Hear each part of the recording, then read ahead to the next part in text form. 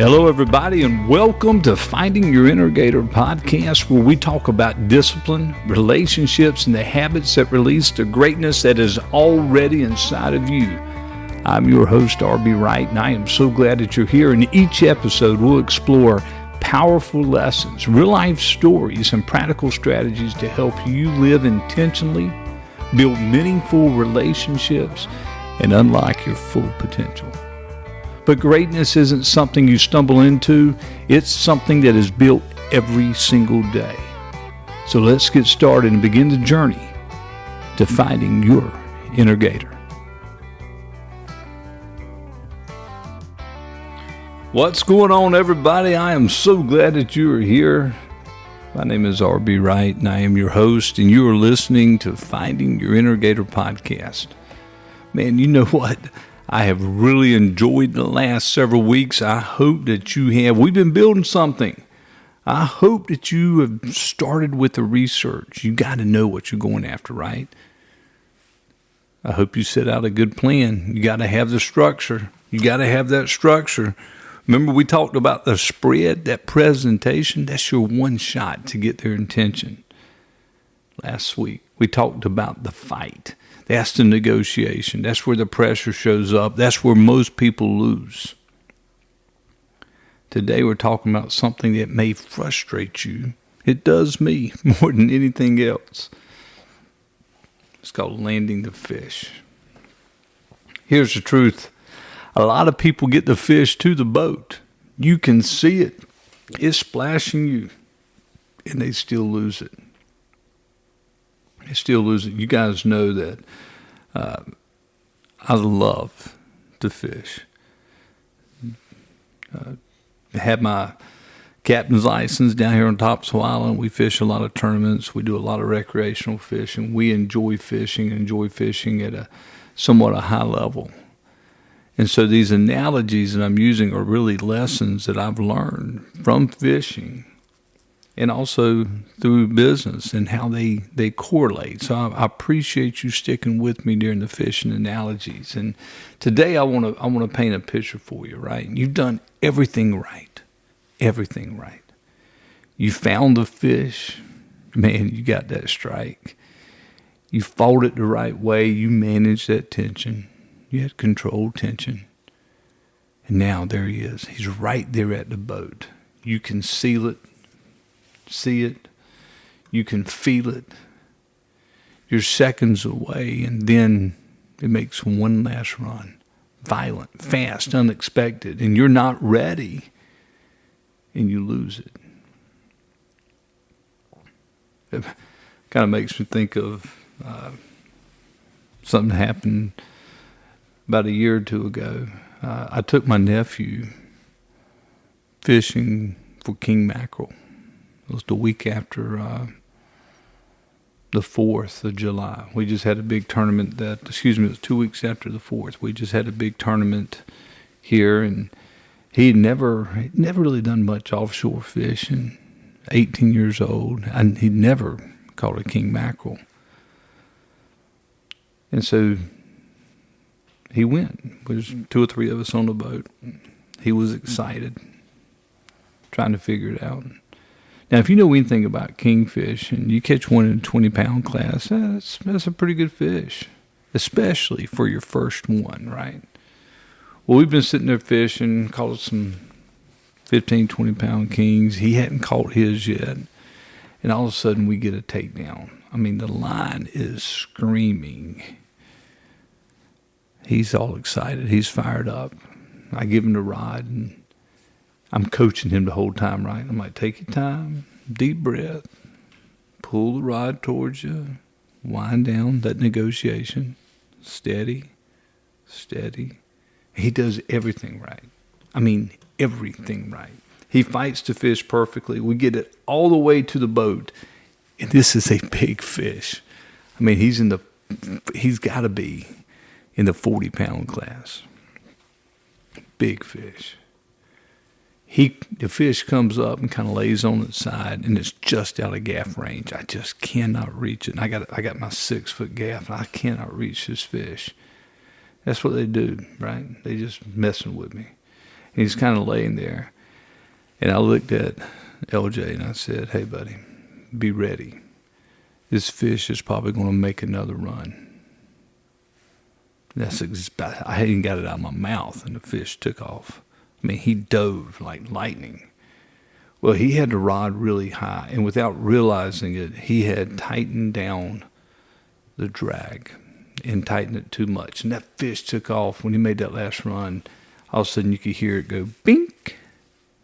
The line broke. Fish was gone. I remember looking at him, and you could see it on his face. He knew that fish was going to be in the boat, and he did everything right until the very end. I mean, that's landing the fish. If you ever watch guys in tournaments, I mean, you're sitting there, or he's just fishing. Guys who fish a lot will be excited, and we're talking to each other, and we're communicating to each other what's happening. You usually have a helm guy, a line guy, a guy that's on the rod, and a gaff guy, and we're communicating with each other. Nobody high fives. Nobody is yelling out anything of excitement as far as, hey, we've done this, and giving each other high fives and celebrating is the word I'm looking for, until that fish is over the side of the boat and in the boat. Because it doesn't matter. It doesn't count, right? I'll tell you something else I'm thinking about is that when I'm on the boat and I've got my line guy fighting the fish, I'm not just sitting there watching them. I'm at the helm. And I'm constantly working that boat to keep that fish at about a 45-degree angle off the back. Why am I doing that? I want to see the fish. I want to be able to control the positioning. I want to be able to help maintain the right tension on the line. If I can see the angler and I can see that line, see what the fish is doing, I can coach them from up front instead of just running around chaotic. I'm working with the angler, and I'm helping to guide the process. Landing the fish is not just about the person holding the rod. It's about the entire system working together. Now, RB, what does this have to do with work? Appreciate the fishing stories, but what does this have to work? Let me bring it into your world. This is happening every single day in business. You did the research. You built the plan.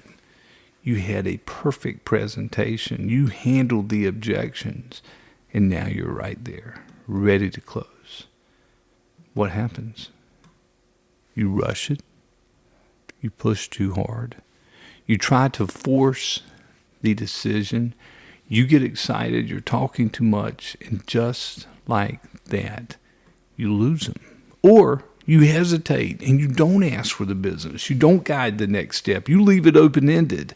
And just like that, again, you lose them. Or you execute poorly. You don't clearly explain what happens next. You don't confirm commitment. You don't lock it in. Man, that line breaks. You lost them. Same thing, different environment. I hope this will stick with you, as I don't believe that closing is not a moment, right? Closing is a skill.